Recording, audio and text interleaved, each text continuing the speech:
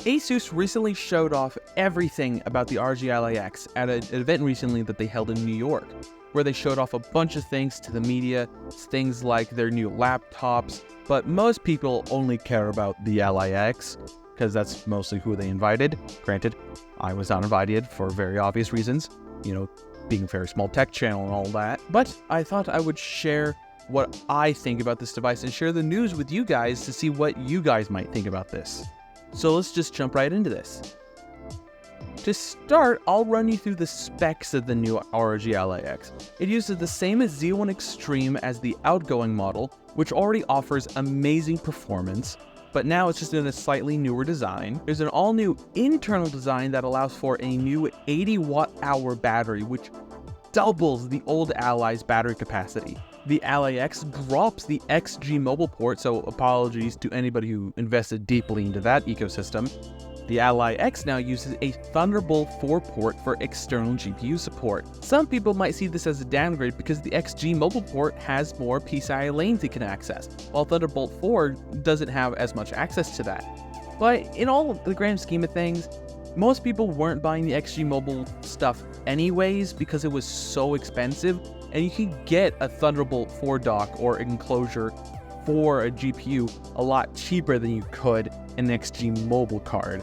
So for me, I see this as an overall win. With the change to Thunderbolt 4, that means the Ally has two USB-C ports now, both of them at the top, which is kind of sad. I would have liked to see one at the top, one at the bottom, just for flexibility when it comes to charging when you're in like certain positions or whatnot. Like when I'm in bed, I would prefer the charger to come out from the bottom because I'd want it to like bend at the top. It feels really bad when I have to charge my Steam Deck in my bed like that. So having the choice would be nice, but I'm not going to argue about it. It's nice having the two ports anyways, and I'd much rather have the Thunderbolt 4 port than not at all, so beggars can't be choosers. The Ally X uses the same exact display found in the old ROG Ally, which is a little disappointing. I really would love to see OLED, but that doesn't mean it's a bad display. It is still an amazing IPS 120Hz display that supports VRR, which is incredibly important for these kinds of gaming handhelds.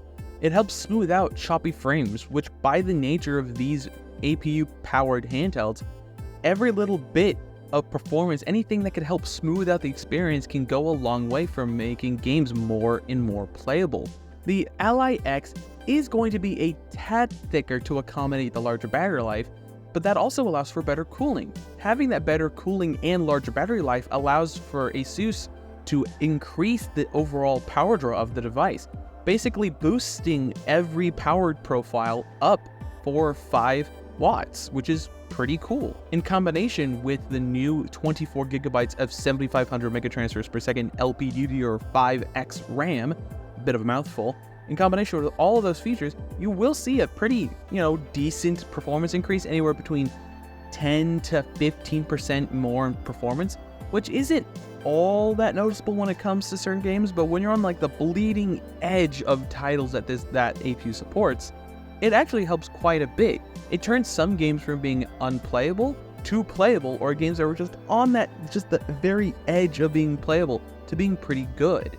With the whole new board layout, too, with having all that extra space thanks to being overall larger, the Ally X now supports full 2280 sized SSDs, which compares to the outgoing model that uses 2230, which is the same ones found in the Steam Deck and a lot of these other handhelds. All that really goes to say that being able to use full-size dual-layered SSDs means you can buy some pretty cheap SSDs. But I don't really see you needing to do that because as standard, the new Ally X comes with 1 terabyte of storage.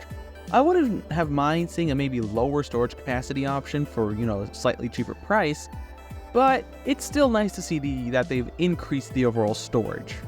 And you can get all of those new amazing features for $800.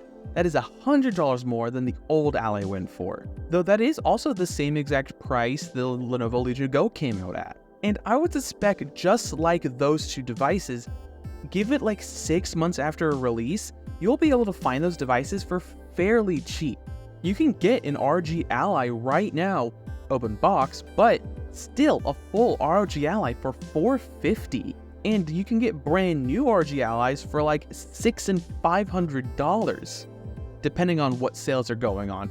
I've seen them on sale quite often at my local Best Buy, quite frequently. So give it enough time, and I think this ROG Ally X would fall into that same camp. And right now, if I'm spending my own money and this wasn't my job and I needed to buy or wanted to buy a handheld that would last me a while, I would probably just go out and buy a either used or open box original ROG Ally. It has been one of my favorite devices, and overall is pretty good value. Being one of the, to me at least, especially if you can get it around that $450 open box price point, you can get it like for that fairly easily. It's to me one of the best values in gaming. I don't mind sacrificing things like not having an OLED display or even having the best, IPS display. I just care so much about performance, and I don't mind all that much not having the best battery life. So to me, the standard original ROG Ally would be a fairly decent buy if it was the only handheld that I had. Something you should bear in mind though, as I stated in one of my discussions about the whole Asus drama we've recently gone through, my love and appreciation and even recommendation of the ROG Ally and the Ally X comes with a big old asterisk. Asus does have a track record and now a repeatable pattern of having terrible RMA and warranty processes. So if you ever think you'll ever need to send your device back to Asus, or you want to take advantage of your warranty, you might not get or even have the best experience you could. Asus has been functionally caught holding people's devices ransom or charging people outrageous prices for minor cosmetic damage that had nothing to do with why they sent their device in the first place. So if you're confident that you won't run into that or you won't need to take advantage of any of those things, I say go for it. These are amazing devices and I would highly recommend them. But if you think you're gonna break it, or if you're a clumsy person and you might want to take advantage of those warranties, I would say maybe get something else. Go with the Legion Go or even a Steam Deck. But as I said in my Asus Drama video, I love their products. They are some of the best things out there. But whenever I talk about them, it has to be with a big old asterisk if I'm gonna recommend them. But it's important that you guys know that, so you guys can be an informed buyer. Some other thoughts I had when looking and watching all the stuff from Asus about this device is that this is very like a mid-cycle refresh. It's not a radical redesign. It's super not anything major in terms of a huge step forward for Asus when it comes to their handheld design, but it is a very compelling refresh. To give you an example of what I was thinking in my mind when I first saw this was, remember when the original Xbox came out? It was very big, very gross, and very bad. Then later on we got the mid-cycle refresh for the Xbox One X. It was smaller, it was 10-15% more powerful, allowed you to do some better things, and overall it's just a lot of minor updates which made the overall experience a lot better. But you also got that for 10-15% more expensive. It's better to think about these handhelds as more like consoles than they are PCs, because even though they use standard PC components and hardware, it's more like a console in that aspect of when they should update these things. Another thought I had is when I play with an ROG Ally, I play Destiny 2 most of the time, and I'm playing like the Onslaught game mode. And when I'm playing that game mode at maximum performance, I get like 45-50 minutes of battery life, and that's at maximum performance, so I am pushing the device very hard. But with this new battery, you should be able to get maybe like an hour and a half, 50 minutes at maximum performance thanks to having that double the capacity battery, which is awesome. My last thought was, this looks basically like the MSI Claw, and I remember when I first saw the MSI Claw, I'm like, that just looks like a black ROG Ally. And it looks like Asus saw MSI copying them, and they decided, you know what, we're gonna copy MSI. So it just looks like the same thing, just black, and that just looks like an MSI Claw, which is kind of funny. I'd love to hear what you guys think about this device.